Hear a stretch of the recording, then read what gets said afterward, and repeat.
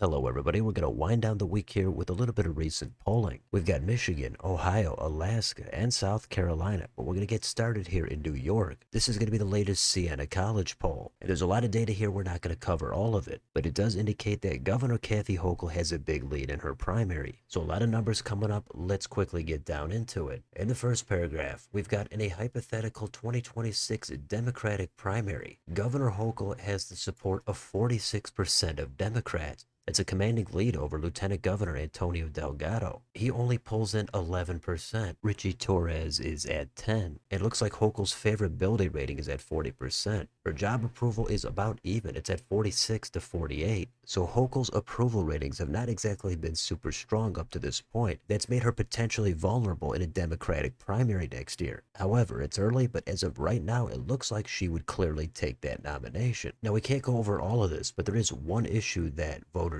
side with Donald Trump on. It's going to be eliminating congestion pricing. That's going to be 40% say eliminate it and 33% that say keep it. If you're looking for Trump's favorability rating, it's not that great. It's at 39 favorable, 57 unfavorable. But his job approval rating is a little bit better. It's at 42 to 55. With the other issues, voters oppose making Canada the 51st state. That's by a huge margin, 68 to 11. They oppose owning and redeveloping Gaza, 58 to 15. But one other thing they support under Donald Trump is going to be making English the official language of the U.S. That's not even close. That's 57 to 27 in favor. So Trump, not popular here, but he's got a couple of things that these voters are in favor of. Then we've got a little bit more here on Hochul. 34% of voters generically say they would re-elect Hochul. 56% want someone else. With Democrats, it's 51 that say they would go with Hochul. 40% say someone else. So there's a lot of stuff going on in this state. Even though the state moved sharply toward the right in the last election, state politics is going to be different. I know a lot of people think Hochul is a terrible candidate, but it's going to be a pretty uphill climb here for any Republican. So Hochul's got to be feeling good about these numbers. But the bad news for Hochul is the name ID of any potential opposition is going to be much lower. So Delgado and Torres are not the sitting governor, so their name ID obviously going to be a lot lower. So there is plenty of time for something to happen here with the Democrats. Now on the GOP side, there's not a whole lot going on in this poll. They've got the favorability ratings here for Mike Lawler and Bruce Blakeman. And just like Delgado and Torres, their name ID is much lower. So it's super early. We're not even in the spring of 25 yet. A whole lot could easily change over the next 6 to 12 months. So we're not really thinking about head-to-head matchups just yet. So there is more data here on this poll. You can always pause it if you'd like, and as always, all the links will be down below in the description.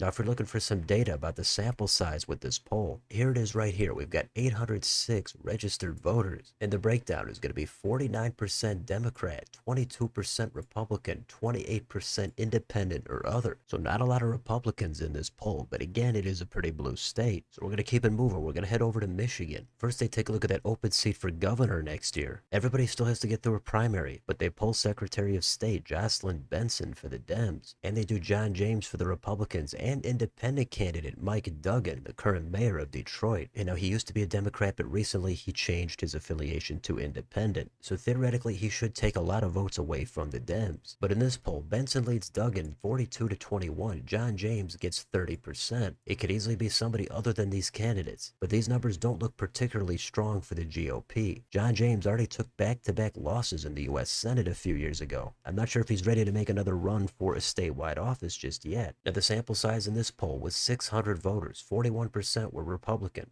41% Democrat, and 18% were independent. Now, they also cover the primaries for that race. Jocelyn Benson with a commanding lead, 55% for the Dems. Lieutenant Governor Garland Gilchrist, who just got into this race, he's at 12%. Attorney General Dana Nessel is at also 12%, but I would guess she's going to be more favored in that Senate seat. So Benson is out ahead, but there's a ton of time left. Now, they also do take a look at that Senate race. They've got Governor Gretchen Whitmer against Mike Rogers. She leads 42 to 41, but Whitmer has already said she's not going to run for it. Then they've got Congresswoman Haley Stevens against Mike Rogers. There, Rogers leads 41 to 35, and they've also got Pete Buttigieg against Mike Rogers. Buttigieg also recently announced he's not going to run for the Senate. He did lead 46 to 44 for Rogers. Then down here, they've also got the favorability ratings. Gretchen Whitmer is at 52 favorable, 43 unfavorable. So those are going to be fairly solid numbers. It doesn't look great here for Mike Rogers. He's only at 23% favorable, 46% unfavorable. He did just run for the Senate and he almost won. So those look like some pretty weak numbers there for Rogers. So down here, for the primaries for Senate, Democrats are going to have to find another candidate. I would think it's going to be Dana Nessel, but it could be somebody in the U.S. House, such as Haley Stevens. And for the Republicans for governor, it looks like John James has a commanding lead with 57%. But there's also people missing from this poll, such as Tudor Dixon and James Craig. So there are some missing pieces in this poll, as quite a bit has changed since they put it out. So we'll be checking back on this one in the future. Let's go to the next state. We've got Ohio. This is from Bowling Green State University / YouGov. The sample size here overall was 800 registered voters. Now for this, they're going to take a look at the open seat for governor next year. Also, the special election for Senate. So let's go down here. For governor, in the Democratic primary, former Senator Sherrod Brown has a substantial lead at 59%. Tim Ryan and Amy Acton are at about 20%. So that looks like a pretty good vote of confidence there for Sherrod Brown. Now without Sherrod Brown,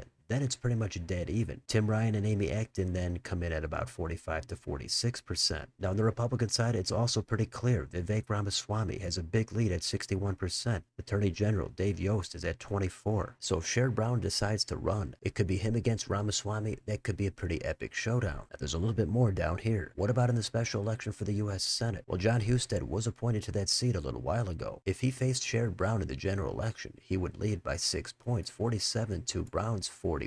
Now if Husted faced Tim Ryan, then his lead expands a little bit, 45 to 38 for Tim Ryan. So Democrats, I think, are in a tricky position in this state. Over the past decade and a half, it's clearly lurched toward the right, but in an open seat in a potentially unfavorable environment for the Republicans, that could give a Democrat with high name ID and a track record of success a chance at winning one of these seats. I think governor is more likely than in the Senate. John Husted doesn't seem like that much of a controversial candidate, but even if he was, we just saw J.D. Vance and Bernie Moreno win seats for the U.S. Senate over the past couple of elections. Even back in 2018, Governor Mike DeWine, in an unfavorable environment for the GOP, he was able to win election. So as always, there's a lot of time left. We'll come back to this in the future. Next, let's take a look at Alaska. But we don't often get a lot of polling out of there, so when we do, it's nice to take a look at it. Now this is from Data for Progress. That is considered a Democratic pollster, so keep that in mind. Now here's favorability ratings for Alaska politicians. Now Mary Peltola is pretty much the only Democrat that has a chance to do anything in this state, and she also has the best favorability rating at 50 to 45. Senator Dan Sullivan is right behind at +2. Donald Trump is even at +3. Lisa Murkowski +1. Then you've got Governor Mike Dunleavy. He's at -8. So Dunleavy is going to be term limited, but it's not looking great for him in his final couple of years. Now Peltola pulled off the upset in the U.S. House a couple of years ago, but she was just defeated a few months ago in 24. So she has 3 options she can go for. She could challenge Nick Begich for a rematch in the House. She could go for the open seat for governor, or she could challenge Dan Sullivan in the U.S. Senate. She could also decide to just do nothing, but I would guess that Democrats are definitely going to push her to run for one of those seats. Now down here they have favorability ratings again, but this is just with parents that have children. So let's go down here and look at the head-to-head matchups. Here we've got the rematch for the U.S. House. Peltola and Begich are both tied at 46%. Keep in mind there is ranked choice voting in this state, so if it's a blue wave, I could see Peltola taking out Begich. However, Begich could still hold on because he's not Sarah Palin, who's considered much more unpopular. But Peltola might want to set her sights a little bit higher, either on governor or the Senate. Here's the head-to-head matchup for governor. They do Peltola against Lieutenant Governor Nancy Dahlstrom. Peltola leads by 10 points, 44 to 34. 14% say they would rank it neither. 7% not sure. So that is not a majority of support, but those numbers have got to look pretty enticing there for Peltola.